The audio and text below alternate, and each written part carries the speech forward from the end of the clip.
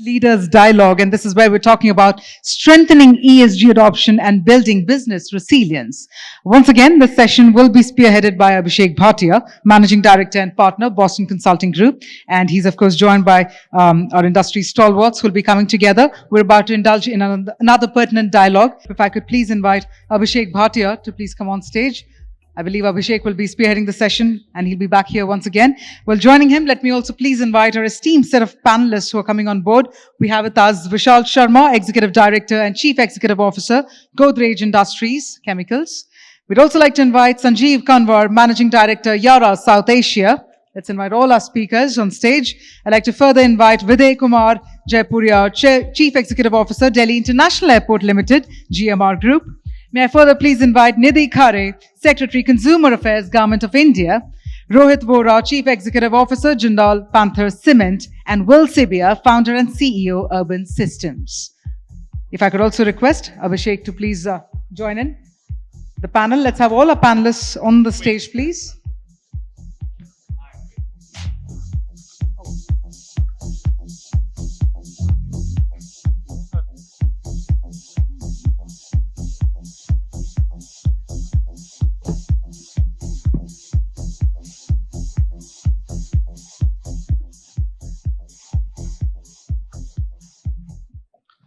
Thank you so much. Thank you so much to the esteemed panelists here.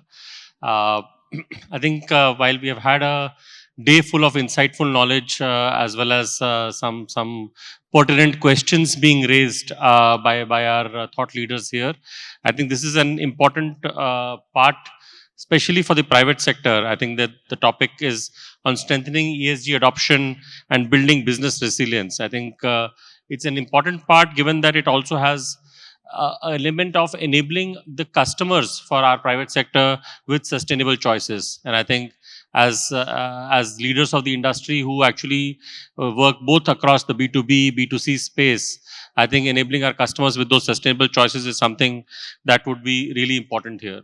If I just set the context before we deep dive and listen from our leaders here, as consumers, we are of course conscious of sustainability. I think from time immemorial in India, we have made, recycling as something which we used to do on a day in, day out basis.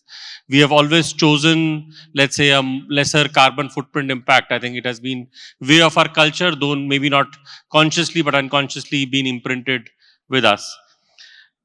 As we are running our businesses in this modern day world, I think integration of those practices which we now club under the ESG umbrella, are they a matter of regulatory compliance, or is this something that we really want to do as businesses, as going forward, in leaving something which is a better world for our children, grandchildren, but also as a matter which gives us business resilience and ensures higher competitiveness.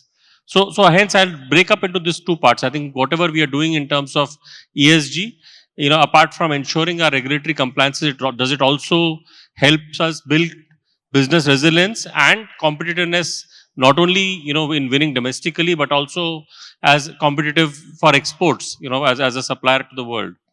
So that is the, element that I would definitely want our leaders to, think about as they answer. I would also, think about, I think we also have a bias towards a lot of the environmental goals. How do we think of the S and the G part? I think that is something also is something which is really important in this case. This panel, of course, has people from across industries, as you can see, and people who are influencers to policymakers. So hence, this is the right panel who can actually talk about it. So maybe I'll start with Mr. Sanjiv. I think being from the from a very critical sector, which is our agribusiness sector, very critical for India, very critical for the world. For you, what is your approach on ESG? And I would maybe I'll ask you a question. I think on agribusiness having an impact on carbon emissions, but also being an important metric on the S driver, on the social impact, social driver within the ESG umbrella. How do you plan to continue? And I think Yara has done, of course, great work in this, but how do you plan to build on that foundation? How do you plan to work on the same? Yeah, thank you. When I used to play cricket, I used to be more like a middle order batsman. So for a change, I'm an opening batsman here, so it's okay. Let's have a crack at it. Yeah, you guys can hear me? Oh yeah. I think everybody can hear me. That's okay. So I think to start with it, I would say that sustainability is part of our DNA. We are very well aware that agriculture globally contributes to almost 25% of emissions. And as Yara, being a leading crop nutrition company, we're trying to influence with our stakeholders how we can bring it down. So on the upstream side, that is on our production sides, we have initiated a very strong capex investment in our production units globally as well as in India. And since 2004, we have brought down our emissions by almost 25%. And in the next 5 years, it's going to be reduced by another 30%. And I would like to emphasize on the year 2004, that's the first year when we started to invest on reducing our emissions, becoming much more energy efficient, because this decision was taken not because of any compliance. This happened before the Paris Agreement of 2015. So this is on our own initiative. And once the products are produced, they are low carbon footprint fertilizers. We have the lowest carbon footprint fertilizers globally today.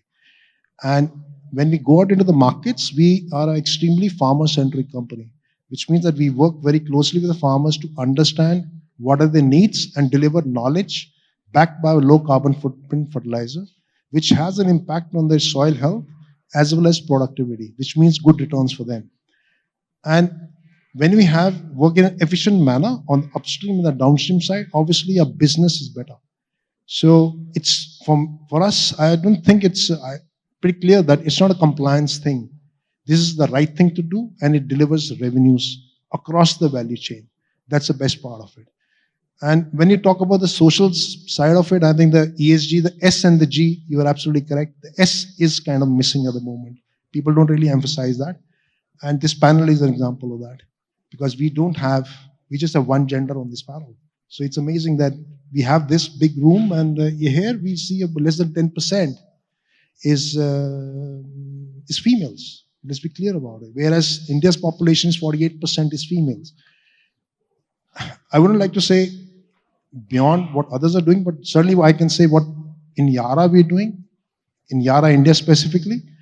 60% of my management team is females. So there's a different voice, different approach in the meeting room. That's there. 50% of my Gurgaon team is again females. So that is another part. And we are not stopped here. We work in a rather difficult sector where our colleagues out there, sales agronomy team, the market promoters, they're out there in the rural countryside, which is not exactly an easy place to operate in. There also, we have tried to mitigate, reduce risk, make life easier for our female colleagues. And they are pretty proud of the fact that almost 15% of our sales team is now females. The ambition is to take it to 30%. I can take it to 48 because then it becomes too much to manage. But we're looking at a 30% goal by another 5 to 7 years from now. So that is how we are trying to do that. Maybe 2030 when we would have SDG, I won't be here because I'll be 67 at that time. I won't be around, I know that. Maybe at that time, the ESG discussions, the SDG discussions will be centered more on the social and the governance with a layering on climate action. Yeah. I hope that answers your question. That's a good target to take. That the S part is something which will drive the discussion. But yeah, I think great to hear from you on the farmer centric approach as well as gender centric approach here. Maybe I'll focus on Mr. Vishal on you next. I think as we think of chemicals as an industry, I think we are seeing already a huge boom coming in for India and for Godrej as such. Where do you stand in terms of the environmental and sustainability goals, in terms of working on energy efficiency, working on emissions reduction, and what are your key priorities as we exit this decade for the industry? Thanks, Abhishek. So I'll talk a bit about what we are doing as a company, and I'll also talk a bit macro. So what are we doing as a company? I would say we are doing everything. First of all, everybody out here would know Godrej. We've existed for 127 years. And it's a very value-driven organization, a value-driven family, and all our businesses are very value-driven. And sustainability is, like he said, I'll just copy his words, it's in the DNA very clearly. Now, what is sustainability about? It's about water, it's about waste, it's about energy, and then you can use GHG, greenhouse gas emissions, which is all encompassing, takes into account everything. So as a group, we are water positive, not water neutral or net water zero, but water positive. On GHG, there's a lot of work going on. If we talk, now let's take one by one. If you talk of energy, we are at a point where we've got nearly 65% of our energy coming from renewable sources. And this is a very conscious decision. It's a very conscious investment and progression that's been happening.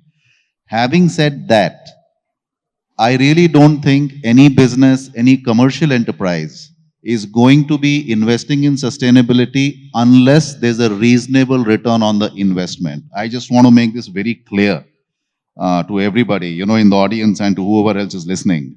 No business is going to invest tens of crores or hundreds of crores because it's the right thing to do. This may sound unpopular and you may wonder what is this guy talking about, but this is reality. Because end of the day, a commercial enterprise has multiple stakeholders to satisfy. Okay? So I think it's very important for industry and regulators and government and technology to work together to try and see that we build technologies and we are able to build infrastructure where we can be green and there's a win-win. I think that's the key word. There's a win-win for everybody. The supplier of the technology, the user of the technology, which is industry, and the environment. And I think we are moving in that direction very clearly globally as well as in India. If you look at the price of solar panels as an example, and the minister in the morning mentioned this, you can get power, renewable power today at around 4.5 rupees. The grid comes at 7, 8. Fantastic. Makes complete sense to make those investments. So that's one thing we are doing. If you look at water, there is, again, everything possible being done there, right from water recycling to rainwater harvesting to ensuring that we are using much less fresh water. Again, water requires a lot of investment. And unlike solar or wind, the ROI is still not there in water. So the payback periods are much longer. They are 6, 7, 8 years. Well, in places we've made those decisions to still go ahead and do it. And in some places we've said, no, we'll wait until we get better technology out there. On waste, we are looking, we've continuously been reducing waste to landfill. And we are making progress on it, but frankly, I'm not satisfied with the kind of progress we are making. I think we really still need more innovation there to see how that waste that we are generating can be recycled somewhere or reused somewhere else. Because end of the day, we'll have to become circular. That's another key word. We can keep talking of sustainability, but end of the day, the amount of waste we are all generating, look at this phone, look at this iPad, look at all the electronics we use. We are talking of EVs. But we don't talk of what's going to happen to the EV batteries, okay, which are a potential source of contamination going forward. We will have to develop circularity. So that's very important as well. So I would say, in summary, Abhishek, there's a lot we are doing as a company. At the same time, I will say it's got to be a win-win. We are not going to see 200 crores of net investment happening because we've got shareholders to answer, we've got ROI to deliver, there's a stock market out there. No, totally agree. And I think India really adopted the solar industry, solar panels, once the prices of modules came down significantly. And that was an automatic driver for everybody adopting renewable energy in a big way. But just to take on your point, Vishal, on the circularity part, as we are thinking, for example, government is introducing, especially for batteries, the extended producer responsibility, so that we ensure that there is a life cycle and a circular loop for the batteries to come back at this level. And as you're rightly saying, there could be a major source of contamination, and hence the focus. But does it make sense to do it for every product? So even if it's a household product or something which we use in our daily basis, or an intermediate for a process industry, the idea would be that an extended producer responsibility then remains for all products, so that that loop is maintained and we are not really dumping waste in any such things. So I think for that, does the business case exist, or is there an ask that should come in from the private sector that yes, the business case should be made viable, is a question. So in some cases, the business case exists. and in majority of them, the business case does not exist yet. And this is where innovation needs to come in. And that's why I mentioned earlier, this is not just industry's responsibility. I think industry, regulators, government, and technology, innovation has to happen. So we'll have to move a significant spend of our R&D dollars or rupees to investing in innovation to create that circularity. It's not going to happen by itself.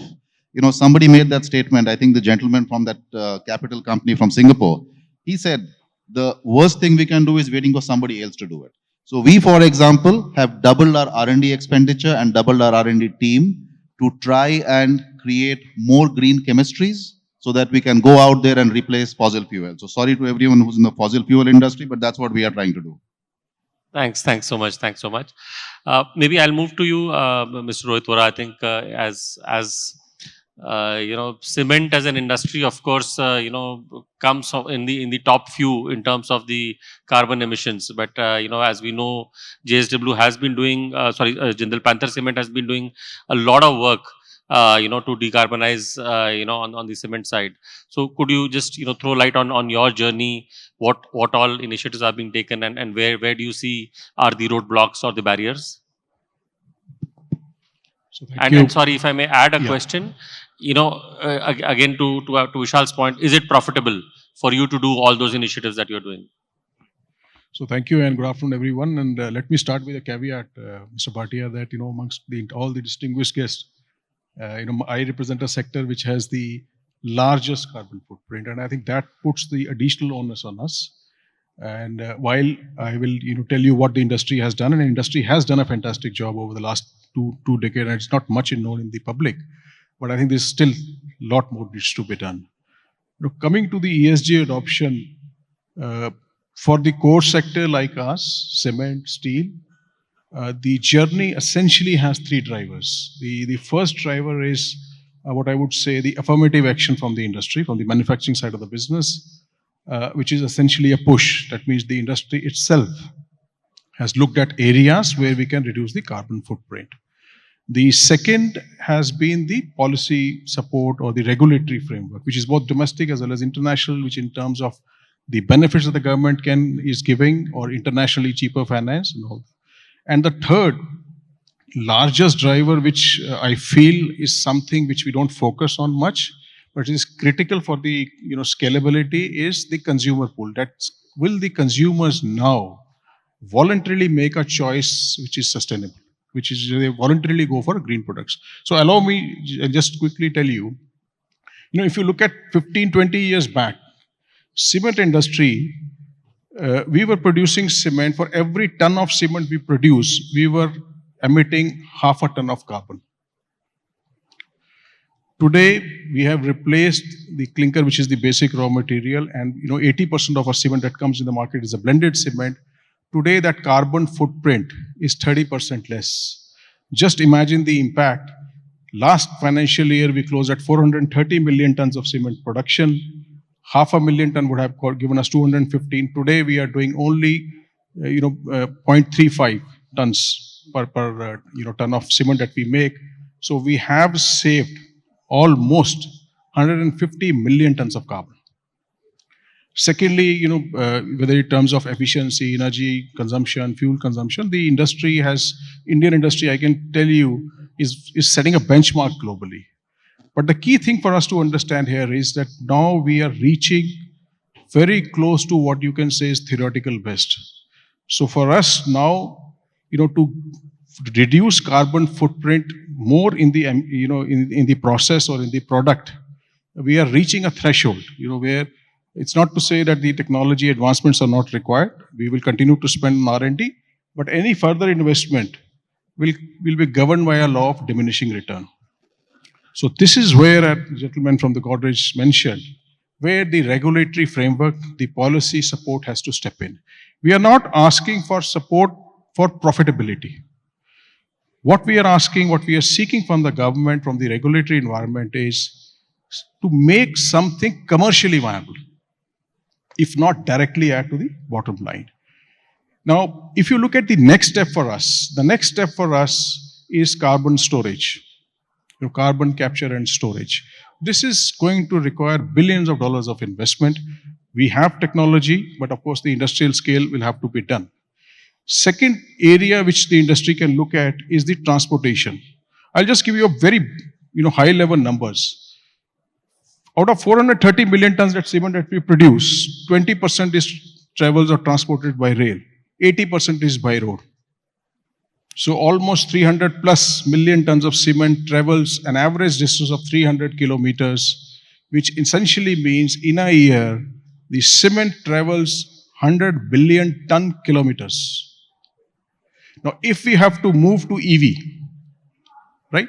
And cement is also a product which is very critical because housing is something which is a basic necessity. We cannot make it unaffordable.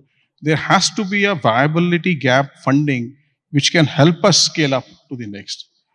And the last point, I'm sorry, I'm just taking a little more time. The last point is the customer part. Can we, as on date, the emphasis has been to mainly educate and motivate the customers. But I think that is an area where we need to all work, brainstorm, and we would need effort from the customer side also, and both from the manufacturing side. Can we now look at customers, large groups like GVK, GMR, the L&Ts of the world, actually pay a slightly more for green products? I think that's something that we need to address. That is going to be a game changer for us. Yeah, I think in the session with Dr. Ahluwalia, that was the key point. Markets need to be efficient. So if we are moving to green products, we need to pay for it also. I think more so on the point. But Mr. Vohra, I will also add to the point that there is also a market of alternate materials to cement developing. So I think as cement becomes greener, I think it will also have to compete with alternate products. And given the way we have to do grow housing, grow infrastructure, our demand is going to be there for at least years to come. Moving to one of the customers, I think Mr. Videh Kumar, infrastructure boom in India is a given. Next 4, 5 years, 10 years, we will really be building a lot more highways, lot more ports, lot more airports. And as as CEO of Dial, and as a service provider in this area, so maybe you are not a direct contributor or a scope 1 emission, but you of course host airlines which are emitters. The core industry, infrastructure industry is an emitter. So how do you think about sustainability or climate and sustainability goals for DIL? What are your aspirations for DIL in this area? Okay. Interesting question. Just to give you a little bit of a breakup of typical carbon emission that happens at the airport. So there are close to about 5% of the emission which is non-aircraft related emission. So if you break it into a scope 1, a scope 2 and a scope 3, possibly 50% of that is a scope 1 and scope 2. And DIAL is worldwide the only airport having 40 million plus passenger traffic, which has got a net zero accreditation from Airport Council International. How we have been able to do it is basically look at all the different aspects. And starting from design stage, so whether it is Terminal 1 getting a USGC pre-certification for platinum green building, or building up Eastern Cross Taxiway, thereby reducing 55,000 tons of carbon for the aviation sector, which is more scope 3, changing everything into AV, whatever is the DIAL owned vehicle, DIAL operated vehicle, and moving to 100% green energy. So currently we have got close to about 7% of our energy which is at site, and the rest of the energy we have got a tie-up PPA with a hydroelectric plant where we have also invested. So we have led the overall airport sector in terms of actually reducing the carbon footprint. Next is a scope 3. So in a scope 3, we are working with the respective stakeholders. So airlines being the biggest one. Now there the direct, how we have done is that there is a consortium led by GMR and Airport du Paris, where we are conducting a study with knowledge partners on SAF adaptation. And there is a paper that we are going to present to Minister of Civil Aviation, who has taken it up with the respective other stakeholders, including the Minister of Petroleum. Next, in terms of the ground handling equipment, which is another big source of carbon generation. So we are looking at electrification of that and reducing the movement. There are certain airports who have already done that. And I would take example of Hong Kong airport, where basically the movement of the ground handling equipment itself, they have reduced by placing it on respective stands and electrifying 100%. Next is about the contributor is passengers coming to the airport. So that is where the public transport and the connectivity is that much more important. We have got metro connectivity. There are more metro lines. The line phase 4 also getting put up. We already have 20% of the passengers using public transport coming down. So we are working on those directions. And the most important point, which all the previous speakers talked about it being economically sustainable. We have done a calculation, and it is a fact that if it is not economically sustainable, it is not going to last long. But if I look at green building itself, it requires an additional investment of 5 to 7%. But the energy saving that it gives a payback in 15 years' time, which is fantastic for any infrastructure project. Yeah.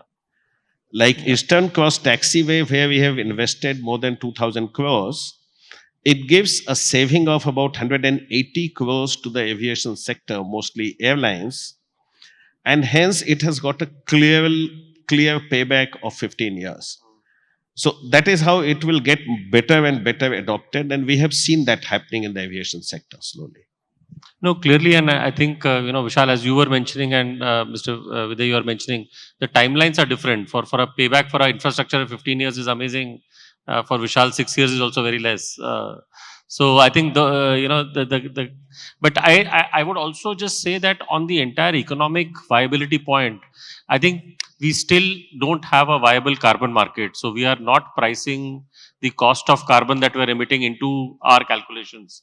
So all prices and demand supply is basis current prices. I think we are not factoring in, let's say, the true cost of carbon in our calculations, and hence paybacks, if there are more than 15 years, we'll say no, we'll not do it. So, but I think interesting how you think about it. Maybe I would want you to also come into the conversation. I think especially, and this could be applicable to any of the industries, especially in terms of decarbonizing our buildings, both home, residential, buildings. How do you integrate ESG principles into the projects? What are the new technologies, new innovations that can now be brought into any new building that comes in, whether residential, commercial, industrial, which could be, a game changer for us as we go forward?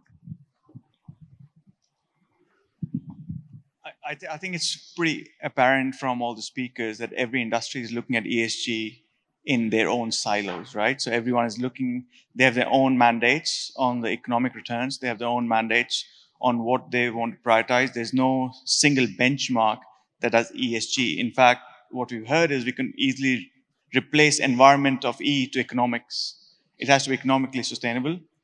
And we often work with very large investors, probably one of the largest in the world, and help them invest in infrastructure, energy infrastructure, and real estate globally. If you look at ESG, it's also very clear there's no silver bullet. There's no single action that you take and you're meeting all your requirements. And I think as the first speaker started, they started working in what we say ESG without having the ESG mandates because it was efficient. So I would say efficiency makes more sense than ESG on bringing fruition to our challenges that we have. As long as things are efficient, regardless it's ESG or not, it will take place. If it's efficient, the public sector will be pushed by the private sector. The technologies will come in front. One of the challenges that we see is applying different technologies when we sort of help technologies to cross the borders. That has been a challenge because when a lot of countries are investing in technologies, they want a high return, even though that can lead to sustainable transformation.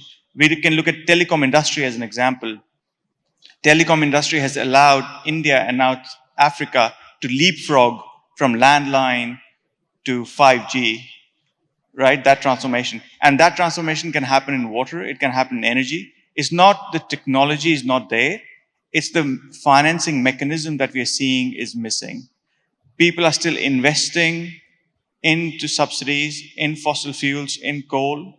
And I think that's one of the limiting factors that is not allowing the technology transfer to take place or the efficient technologies not to come in place.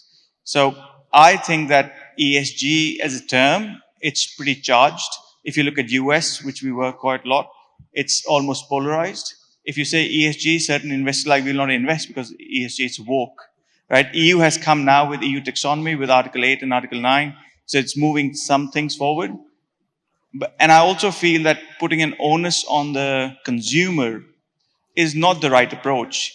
Our regulations are allowing us to live bigger.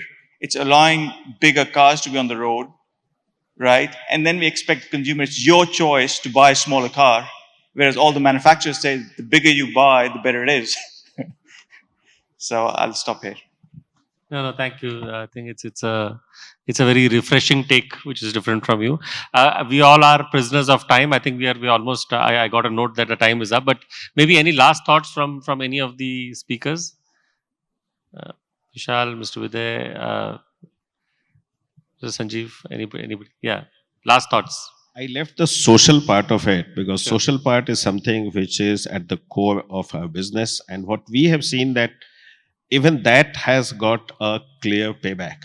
So for example, we run a foundation, Varalakshmi Foundation, where we do skill training. And what we have found, especially during COVID time and even after that we are able to get a skilled manpower from there into our operation, because that is something in a growing business is always scarce. So while that is a social development work, but that is also helping business continuity, not only for us, but also with the other partners. Say, for example, there is a course on ground handling. So our cargo operators are actually able to pick up people from there. There is a course also on earth moving equipment drivers. So that is something which is of regular use. So we have found that to be very good from the industry point of view, as well as employability point of view. Thank you. Any thoughts? Maybe a last thought from Vishal. Yeah. Two quick thoughts from my side. One, he mentioned social, and our friend from Yara spoke about social as well. I think ESG are all interconnected. You really can't have one without the other. And they mesh pretty well together if you're really trying to do a good job of any one of them. So that's point number one. Point number two, the question about the consumer preference, and are they, you had a specific question, is the consumer willing to pay a premium for sustainability? I don't know what the audience thinks out here, but I'll tell you what we learned from a research that we did. We found there are three factors the consumer is looking for: performance, cost, and sustainability, in that order. So if you develop a new product that's more sustainable, but the performance is a bit lower, it won't win, it'll lose. You develop a product that's a little more expensive, but it's more sustainable, it won't sell. Nobody's going to buy it. But you develop a product that's equal or better performance, equal or lower cost, and more sustainable, that's a winner. So we clearly found this. And that's actually impacted our whole R&D pipeline in terms of what we are trying to develop. Because at least when I joined the company, I made a very foolish and naive assumption that when I come with greener products, I'll get a premium. And, we just didn't sell anything. On that note, I think we'll close here. I think there's another session waiting out there. Thank you so much, all the panelists. Very engaging discussion, and hope to see you guys soon.